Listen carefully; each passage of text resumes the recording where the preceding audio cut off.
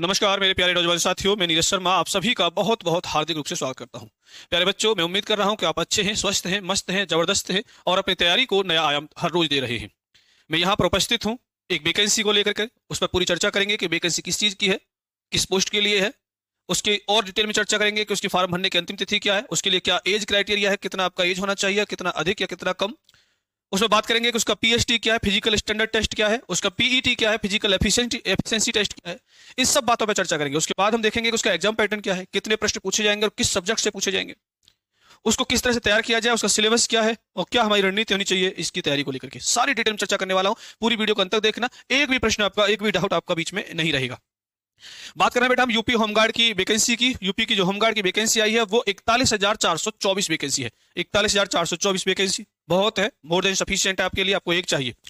इसमें हम बात करने वाले बेटा वीडियो में आवेदन की अंतिम तिथि क्या है, आयु संबंधी जानकारी की, योग्यता की, पीएचडी की, पीईटी की, परीक्षा के पैटर्न की, संपूर्ण सिलेबस देखेंगे और परीक्षा में सफल होने की अचूक रणनीति हम यहाँ पर जानने वाले। बढ़ते वीडियो में आगे, आप बहुत शांति से इस वीडियो को देखना, एक भी पॉइंट आपका ऐसा नहीं रहेगा जो आपको डाउट में बना रहे। यूपी होमगार्ड की वैकेंसी की ऑनलाइन जो एप्लीकेशन है बेटा स्टार्ट हो चुका है, जो 18 नवंबर से स्टार्ट हुआ है, 18 नवंबर 2025 से, और इसकी जो लास्ट डेट है बेटा वो लास्ट डेट है 17 दिसंबर 2025, यानी कि 17 दिसंबर से पहले पहले बेटा फॉर्म भर लीजिए जो फॉर्म भरने वाले हैं। अगर हम इसकी एज की बात करें, एज क्राइटेरिया क्या है, तो मिनिमम जो है एज इसके लिए 18 वर्ष का होना चाहिए और मैक्सिमम कोई भी बच्चा जो 30 वर्ष का है वो इस फॉर्म को भर सकता है। फिजिकल स्टैंडर्ड टेस्ट की हम बात करें तो मेल के लिए, मेल मेंबर के लिए, चाहे वो जनरल का है, ओबीसी का है या एससी का है, हाइट हमको 168 सेंटीमीटर की चाहिए और चेस्ट हमारी 79 to 84 यानी 79 से 84 सेंटीमीटर के बीच हो फुलाव के साथ में। अगर मैं एसटी की बात करें इसी में मेल के लिए तो 160 सेंटीमीटर की हाइट चाहिए और 77 से 82 सेंटीमीटर के बीच का चेस्ट चाहिए। वहीं हम फीमेल की बात करें, फीमेल कैंडिडेट की, तो फीमेल कैंडिडेट जनरल का, ओबीसी का या एससी का, इन तीन कैटेगरीज में फीमेल कैंडिडेट की हाइट जो है 152 सेंटीमीटर होनी चाहिए। फीमेल कैंडिडेट के लिए वेट मेजर किया जाता है तो मिनिमम वेट 40 केजी होना चाहिए। एसटी के लिए हम अगर बात करें तो बेटा एसटी के लिए, महिलाओं के लिए, लड़कियों के लिए 147 सेंटीमीटर की हाइट होनी चाहिए और जो वेट है मिनिमम आपका 40 केजी का होना चाहिए। ये हमारी बात हुई पीएचडी की। बात करते हैं फिजिकल एफिशिएंसी टेस्ट यानी कि पीईटी की। तो पीईटी में जो मेल मेंबर है उसको रनिंग करना होगा 4.8 किलोमीटर यानी 4800 मीटर और टाइम उसको मिलेगा 28 मिनट का। वहीं फीमेल कैटेगरी के लिए 2.4 किलोमीटर यानी 2400 मीटर की रनिंग करनी होगी और ये रनिंग 16 मिनट में करनी होगी। बात करें योग्यता की तो जो भी बच्चा हाई स्कूल पास है वो इस फॉर्म को भर सकता है। हाई स्कूल पास केवल योग्यता चाहिए। अब बात करते हैं एग्जाम के पैटर्न की। एग्जाम पैटर्न की हम बात करें तो इसमें एक पेपर होने वाला है, पेपर की संख्या एक होगी। पूरे पेपर में एक ही आपका सब्जेक्ट है, सब्जेक्ट तो क्या है यानी कि एक चीज जो कि सामान्य ज्ञान ही पूछा जाएगा। 100 के 100 प्रश्न आपके सामान्य ज्ञान के होंगे और एक प्रश्न के लिए 1 अंक है तो कुल पेपर 100 अंक का हो गया।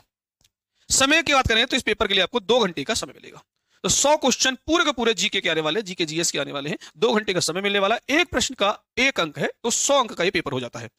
अब बात करें सिलेबस की, पूरा डिटेल में मैं आपके लिए करके लाया, बड़ी मेहनत के साथ मैंने ये किया है, आप इसे ध्यान से समझिए, देखिए। और एक चीज मैं आपको बता दूं, सिलेबस वो पगडंडी होता है, वो पथ होता है, जो उसे पढ़ लेता है, समझ लेता है, वही पार पाता है, वही पास कर पाता है, वही सिलेक्शन ले पाता है जो इस पगडंडी को समझ लेता है। मैंने यहां पर ये सिलेबस भी दिया है और सिलेबस के साथ साथ ये बताया कि कितनी कितनी क्लासेस इसकी होने वाली हैं। मैंने 100 क्लासेस का ये पैकेज बनाया है, 100 क्लास का पैकेज, 1-1 घंटे की क्लास 100 होने वाली है। 100 क्लासेस अगर आपने ये कर ली हमारी तो आपका सिलेक्शन 100% ही है। 100 क्लास 100% सिलेक्शन। किस तरह से, पहले सिलेबस देखते हैं। सिलेबस में आपका सामान्य ज्ञान यानी कि स्टैटिक जीके को हम 10 क्लास में कवर करने वाले हैं। स्टैटिक जीके को हम यहाँ 10 क्लास में कवर करने वाले हैं। फिर सामान्य विज्ञान, जनरल साइंस को हम 15 क्लास में कवर करेंगे, बहुत वही पढ़ेंगे जो आपके एग्जाम में टू द पॉइंट आएगा। 15 क्लास में सामान्य विज्ञान को कवर करेंगे। फिर भारत का इतिहास, भारत के इतिहास के लिए भी हम 15 क्लासेस करेंगे। एंशिएंट, मिडाइवल और मॉडर्न तीनों को कवर करने की कोशिश करेंगे 15 क्लासेस में, क्योंकि आप होमगार्ड की तैयारी उसी लेवल का पढ़ेंगे तो सिलेक्शन होगा। भारतीय संविधान को हम 10 क्लास में कवर करेंगे इसे। भारतीय अर्थव्यवस्था को केवल 5 क्लास में कवर करेंगे, जो पूछा जाता है वही पढ़ने वाले और अलग से कुछ नहीं। भारतीय संस्कृति, इसके लिए हम 3 क्लास लेके चलेंगे। भारतीय कृषि 2 क्लास में कवर करेंगे। वाणिज्य एवं व्यापार 1 क्लास में कवर करेंगे। जनसंख्या 1 क्लास में कवर करेंगे। पर्यावरण एवं नगरीकरण ये 1 क्लास में कवर करना है हमें। भारत का भूगोल 5 क्लास में भारत का भूगोल कवर करेंगे। फिर उत्तर प्रदेश के प्राकृतिक संसाधन 1 क्लास में। उत्तर प्रदेश की शिक्षा, संस्कृति एवं सामाजिक प्रथाओं की जानकारी 1 क्लास में कवर करेंगे। उत्तर प्रदेश में आयोजित प्रमुख मेले एवं स्थानीय त्योहार ये 2 क्लास में कवर होगा। खेल, पुरस्कार एवं उपलब्धियां ये करंट से रिलेटेड भी जोड़ा जाएगा, 1 क्लास में कवर करेंगे। उत्तर प्रदेश में राजस्व 1 क्लास में कवर करना है। पुलिस व सामान्य प्रशासनिक व्यवस्था ये 1 क्लास में कवर करना है। मानव अधिकार 1 क्लास में कवर करेंगे। आंतरिक सुरक्षा और आतंकवाद, इसको भी एक क्लास में कवर करने की कोशिश करेंगे। फिर भारत और उसके पड़ोसी देशों के साथ संबंध, 2 क्लास इस पर होने वाली है। राष्ट्रीय तथा अंतरराष्ट्रीय महत्व के समसामयिक यानी करंट अफेयर 5 क्लास में हम इसे लेके चलेंगे। राष्ट्रीय और अंतरराष्ट्रीय संगठन 3 क्लास में, पुरस्कार और सम्मान 1 क्लास में कवर होगा। देश, राजधानी और मुद्राएं 3 क्लास में कवर होंगी। महत्वपूर्ण दिवस 2 क्लासेस में करेंगे। अनुसंधान एवं खोज 1 क्लास में करने वाले हैं। पुस्तक और उनके लेखक, ये 3 क्लास लगेंगे। कुछ क्योंकि एंशिएंट लेखक पुस्तक है, उनके लेखक, आपका मिडाइवल की, मॉडर्न की और करंट अफेयर की। सोशल मीडिया और कम्युनिकेशन 1 क्लास में कवर करेंगे। उत्तर प्रदेश शासन द्वारा संचालित कल्याणकारी एवं जनोन्मुखी योजनाएं, सारी योजनाएं में पढ़ेंगे 2 क्लास में। महिला सशक्तिकरण 1 क्लास में से कवर करने वाले हैं। आत्मनिर्भरता एवं औद्योगिक विकास के प्रयास 1 क्लास में से कवर करेंगे। प्राकृतिक घटना ये 1 क्लास में कवर हम करेंगे। और महत्वपूर्ण सम्मेलन और समारोह, इसके लिए 2 क्लास होने वाली है। 100 क्लासेस, 1-1 घंटे की 100 क्लास, 100% सिलेक्शन की ये रणनीति हमने आपके लिए बनाई है।